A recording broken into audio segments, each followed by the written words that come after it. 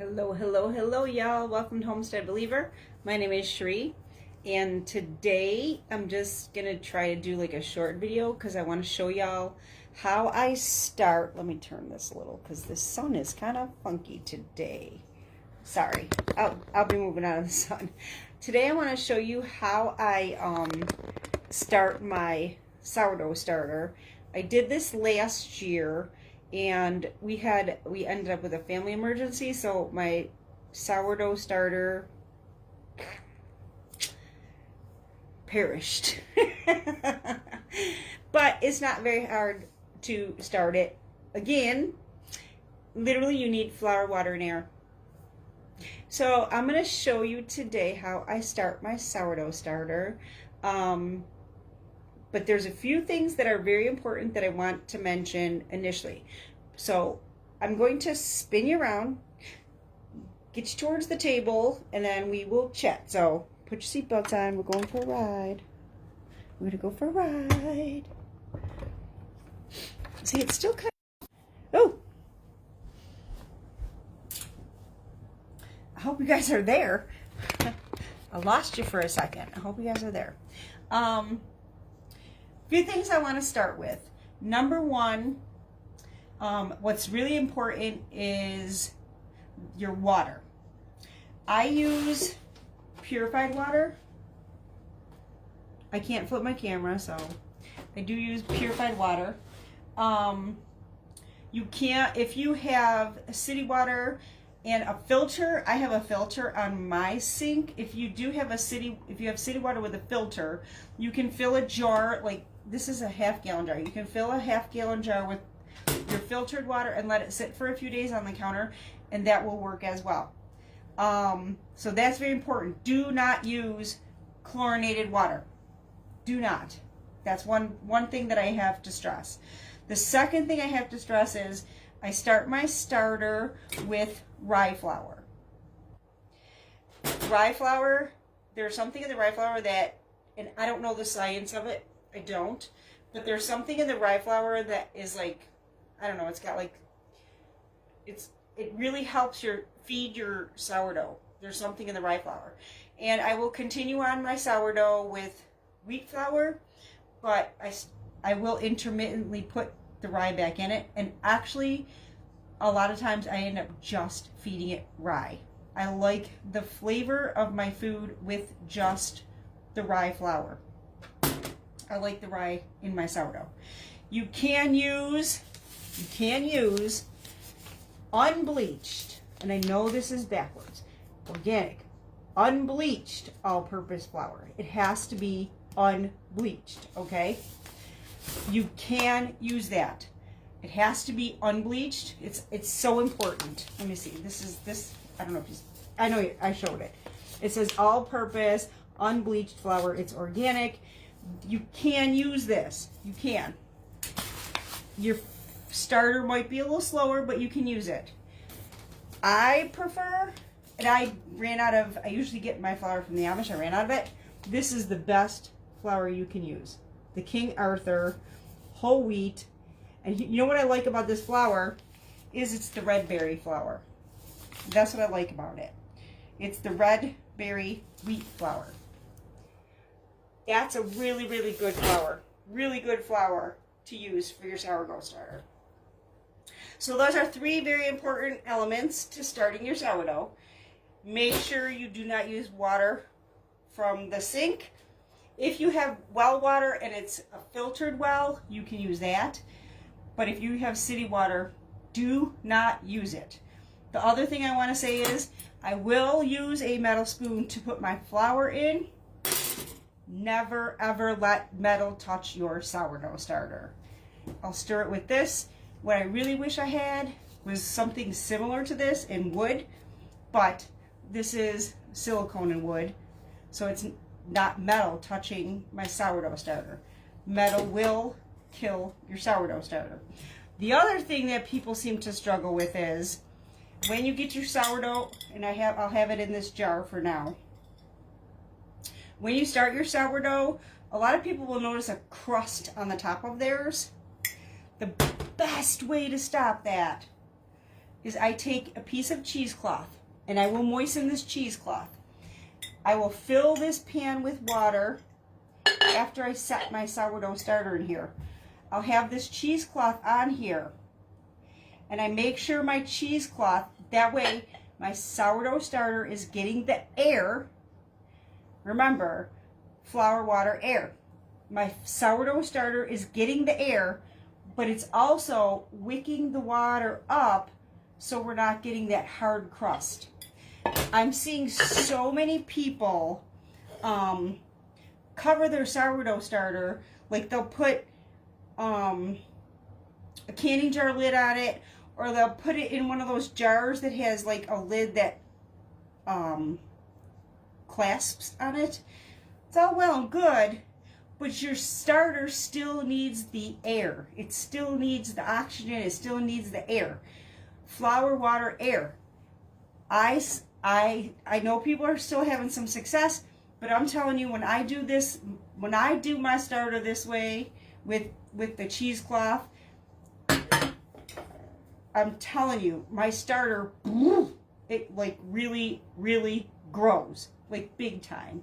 So, and I mean big time. I really have luck with it this way. I'm sad that last year's starter, but it is what it is. Family comes first. That's how life is. Family comes first. So, the other thing I want to say is, I'm checking my water because I warmed it up. And I don't warm my water in the microwave because I think the microwave can kill some essential things that we need. So I warm it in a pan. That is another thing. That's a personal preference. You can warm it in the microwave. The other thing I want to make certain of, I've seen a lot of people out there that say, measure this many cups and this many ounces and this, what, you know, like in a measuring cup. You need a scale. You need a scale. You can get these digital scales on the Zon. Super cheap. You really have to weigh your ingredients. When you're doing your sourdough, when you're filling your sourdough, when you're feeding your sourdough, and you really need them when you're making your sourdough product, especially your bread. And I love sourdough bread. And there's so many different sourdough breads. You can make sandwich bread. You can make it in your pan. You know, why did that leave me? Like your quart Dutch oven. Hello. Ding. Yeah. I'm sorry, guys. It's been a day here. It's very cold.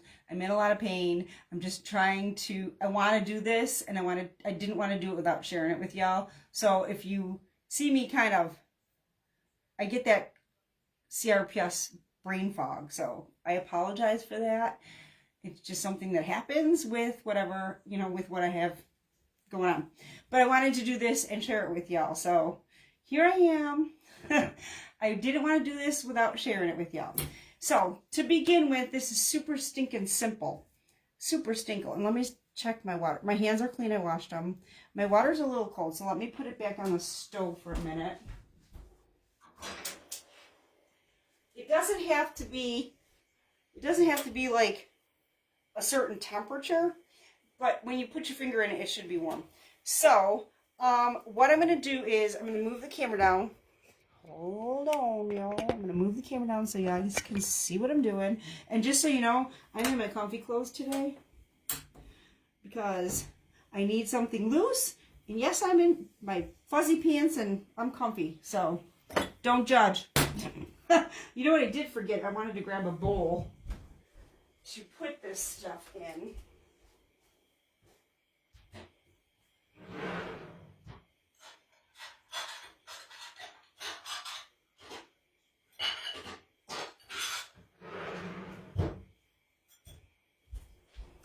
I completely forgot. That's another thing. Let me move you guys up a second. That's another thing I'm seeing, and it kind of bothers me when I watch it, and I'm watching some expert people do this. They'll put their jar that they're using, because remember, we got to go from clean jar to clean jar. They'll put their clean jar that they're using, and they'll dump their water and, you know, they'll put their starter and whatever in. and then put it right in the jar. And all I think when I see that is, holy cow, you have such a high chance for accidents of putting way too much. If you put way too much water in, how do you take that out? If you put way too much flour in and it's in your mix, how do you take that out? Measure it separate and put it in your jar. Save yourself from any accidents, mistakes, miscalculations. Use a separate bowl and then put it in. That's my suggestion because there's such a high likelihood of mistakes. That's my suggestion, and that's why I forgot a bowl. Hang on, I want to check my water.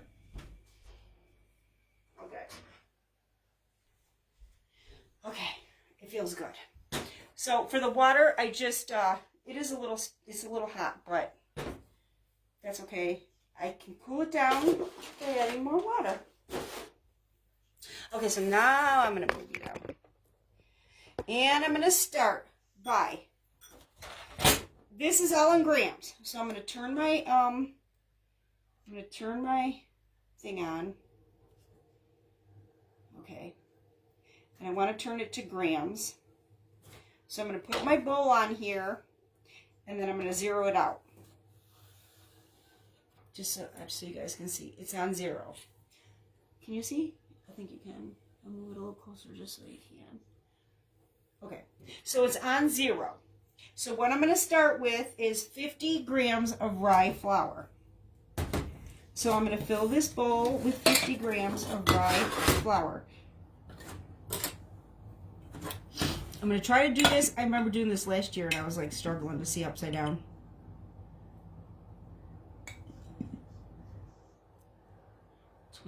It's so hard to see upside down, y'all. 48. 53. 49. 51.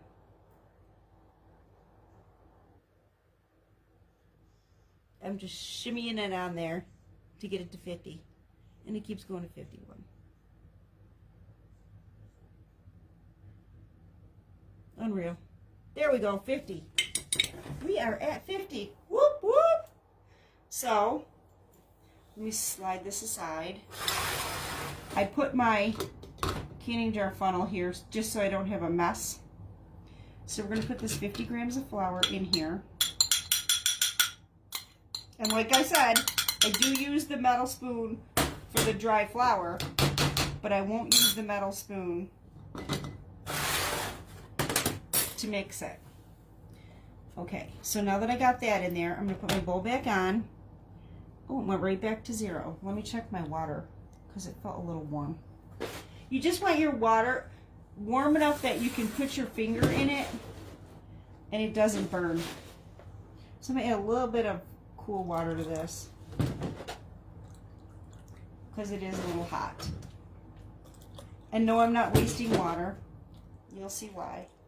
That's a little hot. I guess I let that go too. I had it on high on my power burner, so.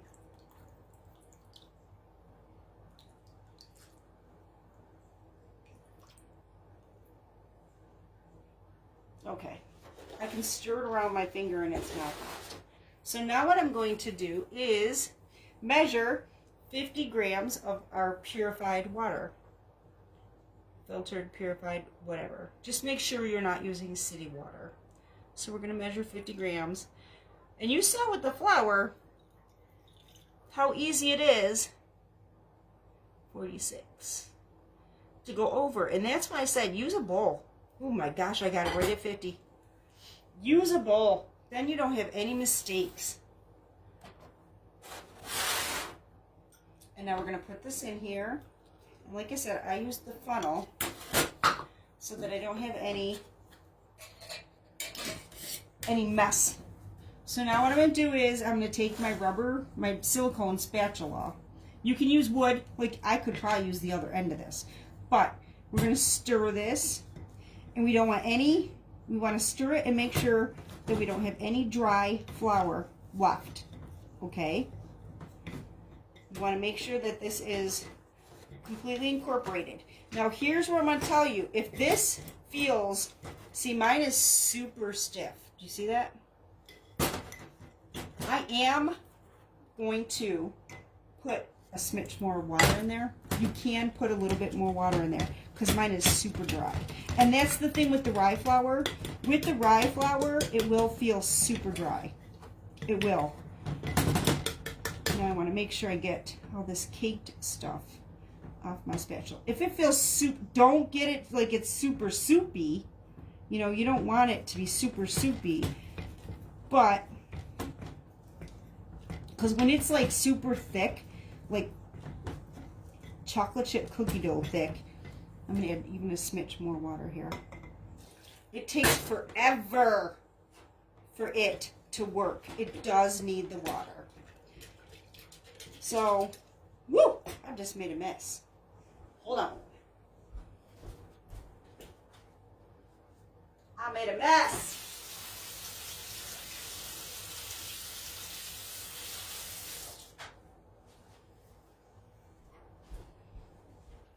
And yes, it says 50 grams of water, and yes, I added more. But I'll tell you, it's just from my experience that when it's super dry like that, because it needs water. It needs flour, water, and air. When it's super dry like that, it really doesn't seem to activate. It just doesn't seem to activate. So, see, now it looks good. It's kind of,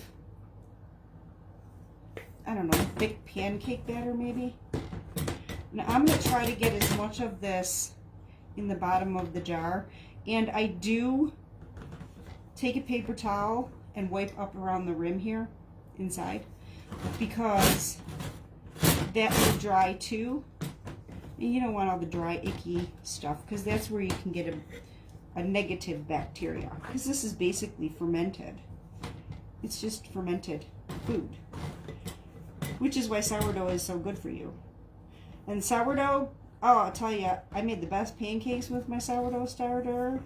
They were the best pancakes ever. It's not just for bread. It makes great bagels. You can make soft pretzels. You can make waffles. You can make, just think anything that you would make a batter or dough, you can use it. You can use your sourdough starter for. It's not just for bread, although it makes excellent bread. I'm trying to kind of scrape this down a little bit, but I am going to clean the inside of my jar a little bit. I want as much of it down in there as I can get. Okay. So now I am going to, hold on a second, I'm going to get a wet paper towel.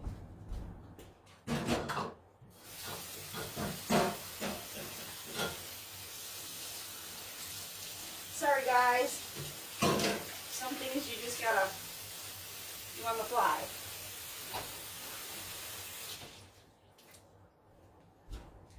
I'm going to get a wet paper towel and try to clean the inside of this, especially right here, you know, the inside of this jar, at least a little bit, because you don't want all that goo in there, you know. Just try to clean it up a little bit. It doesn't have to be perfect, and you don't have to do this if you don't want to. It's just my preference, because I don't like all this icky dry stuff in here. So I try to clean it up a little bit. I got water and junk everywhere. I already made a mess. Now I'm going to wet my cheesecloth here.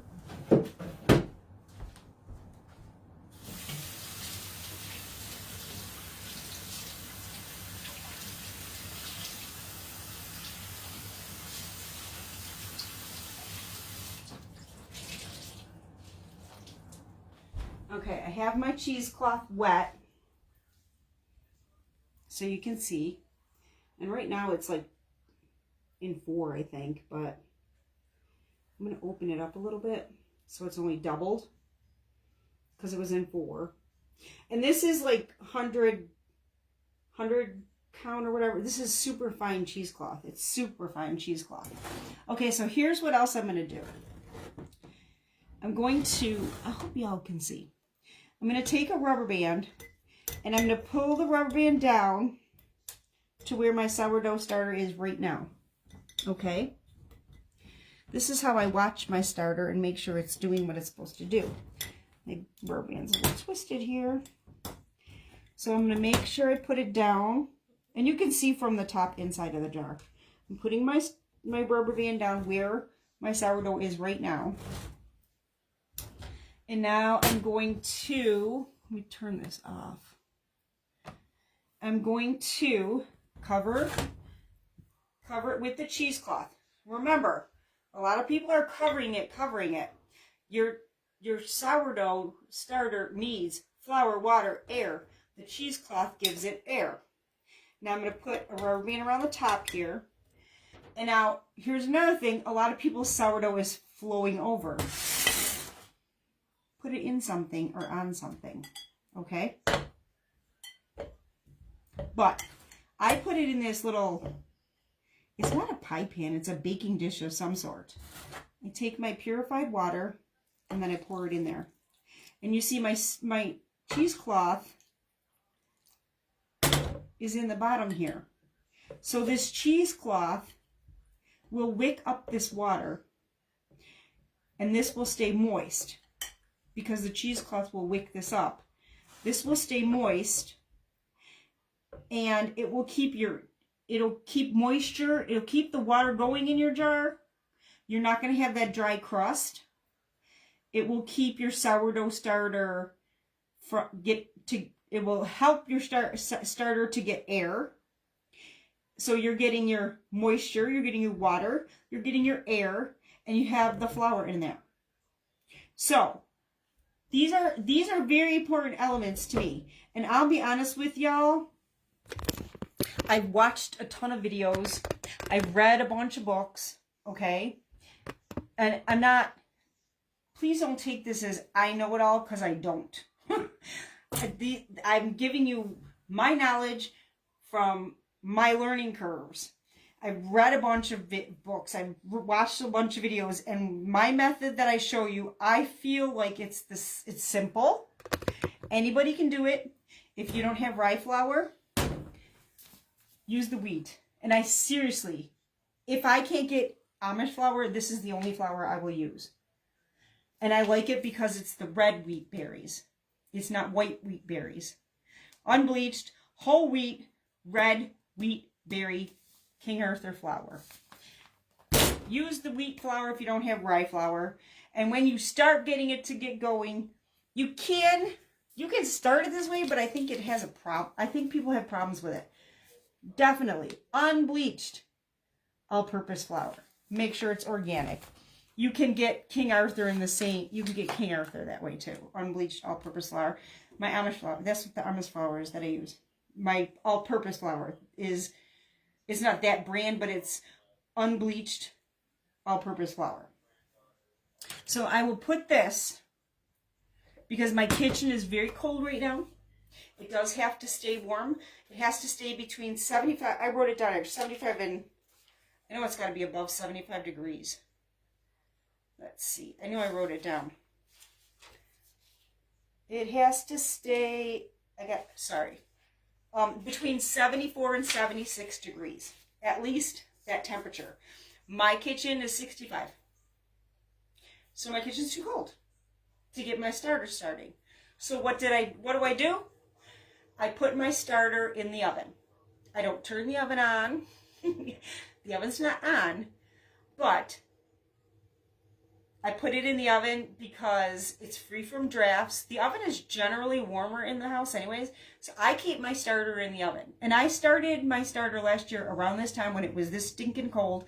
I started it in the oven and it went well. So that'll learn you. But I seriously think all of these aspects are what gets my starter going. I use the cheesecloth. I don't cover it with a lid. I use the water to wick into the cheesecloth. Air, water, gets into that flour, gets it growing. I put it in the oven so it can maintain a temperature that is good for it to grow. I just set it in there in a closed oven.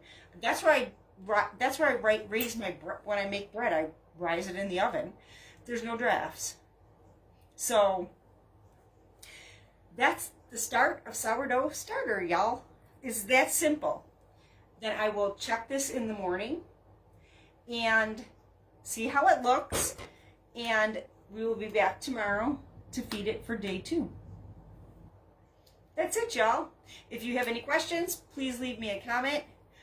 Thank y'all for being here. If you're watching the replay, leave me a comment and let me know you're watching the replay. If you're watching this on YouTube, give me a thumbs up. Leave me a comment. If you have any questions, leave me a comment. I'll be there to answer. Thank y'all for being here. I appreciate each and every one of you. I wish you peace, blessings, and love. And I will see you tomorrow when we feed our sourdough starter.